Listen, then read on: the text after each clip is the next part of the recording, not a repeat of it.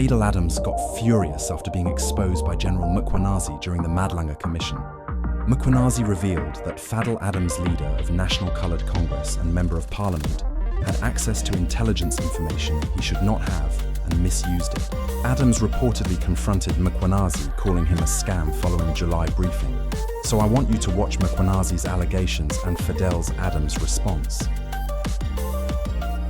So Mr. Adams appeared to have came into the position of an intelligence information. And this information is classified on its nature that Mr. Adams should not be in possession of.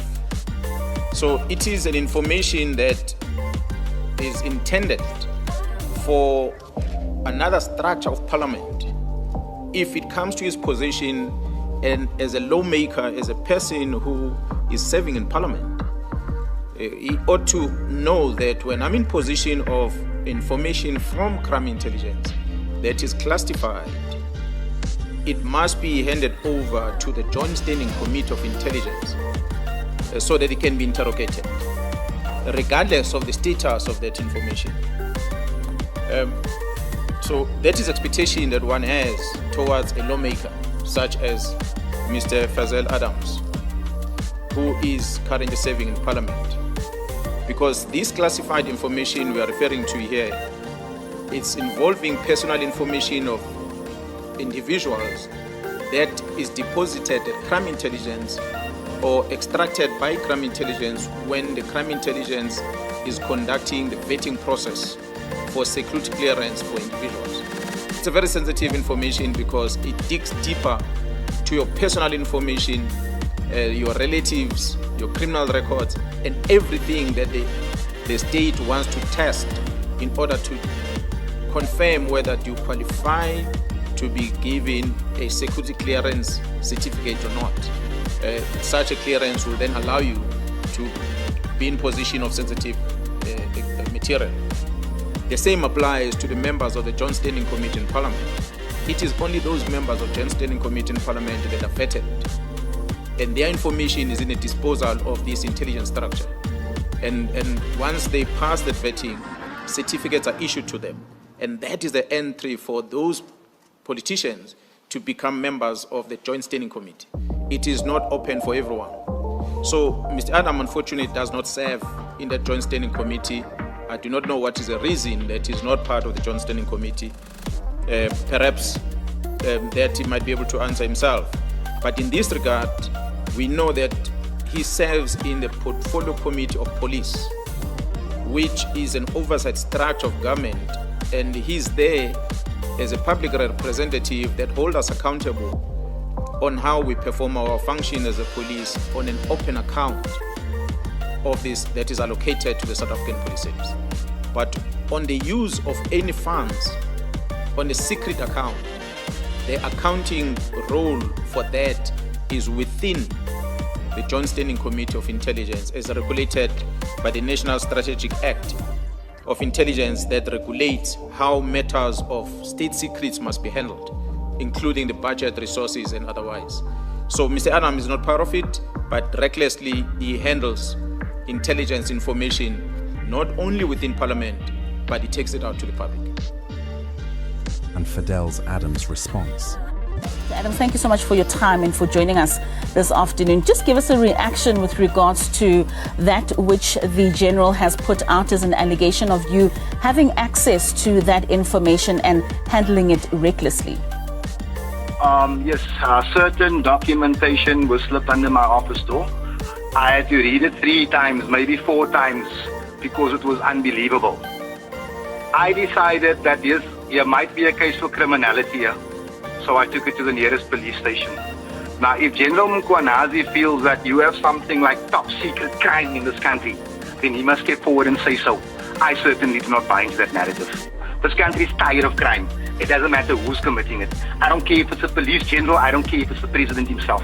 This is where Mkhwanazi and I differ profusely.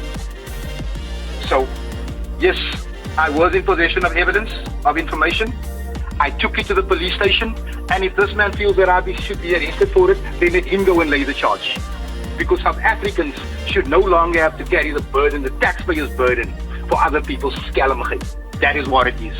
So here I stand today, accused by a 4-star general, a whole police commissioner, of being a possible criminal, if I'm understanding him right, if I'm listening to him right.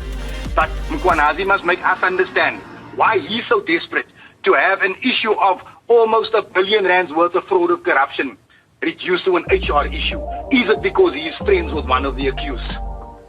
So, Mr. Adams, I mean, you say this was slipped under your office door. Do you know who slipped it in? And also the general speaks of this information having been handed over to the Joint Standing Committee on Intelligence. Why did you opt to take it to the police and not to the committee? So when I received this information, I think I might have been an MP for 3 or 4 months. I haven't been in a workshop that says when you find information under your door that looks like it's criminal, this is the department you must take it to. You must also understand that this is South Africa, and in South Africa we have a culture of cover-up. Let me just refer you back to Phala Phala. How can this country not know where those millions of rands or $500,000 came from? How don't we have the right to know? Because a handful of lawmakers decided that possible corruption must be covered up. I will not be a part of a system like that. And if it costs me my parliamentary badge, then Ramaphosa must come and take it. So in hindsight, would you still have taken it to the police as opposed to the committee, knowing what you know now? I would 100% take it to the police. And furthermore, Mkhwanazi is on about me writing an email to the minister at 20 minutes past 8 in the morning. It might shock him. I start working at 6:30 at Parliament. You can come and check the cameras here. The other thing is that when my docket was allegedly collected here by the provincial office, he has an issue with that as well. Why does he not have an issue with me having laid a charge 1 year ago at the provincial, signed an investigator? Is Mkhwanazi asking for this case to be covered up because a friend of his is implicated? Why is the general from KZN so concerned about fraud that happened in Pretoria? It's not even in his jurisdiction. So, I mean, Mr. Adams, the commissioner spoke about the possibility of whether or not yourself, together with the DA MP, would be called to the commission. Have you been requested to appear before the commission? I hope I'm called to appear before this commission. I really hope I am. Because today, a 4-star general was throwing out innuendos left, right and center. If he's not brave enough to say what he feels or what he believes, let me assure you I am. There's 400 members of parliament up in here, right? 399 of them may be scared of Mkhwanazi. You tell him Fadiel Adams isn't.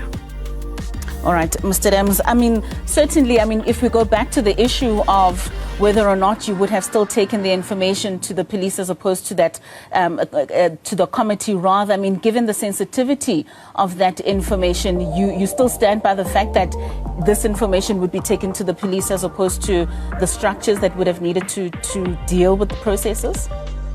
My lady, let me ask again, are we so comfortable with crime in this country that I would be asked to be part of a cover-up if my eyes saw it? I've got children dying on these Cape Flats because we don't have photocopiers. Tonight 7 of our sons will die, but people are being allowed to steal hundreds of millions of rands, and I'm being asked to make sure that this remains top secret. I will not. I repeat to you, I will not. I will face whatever comes. I will not be a part of this. Thanks for watching.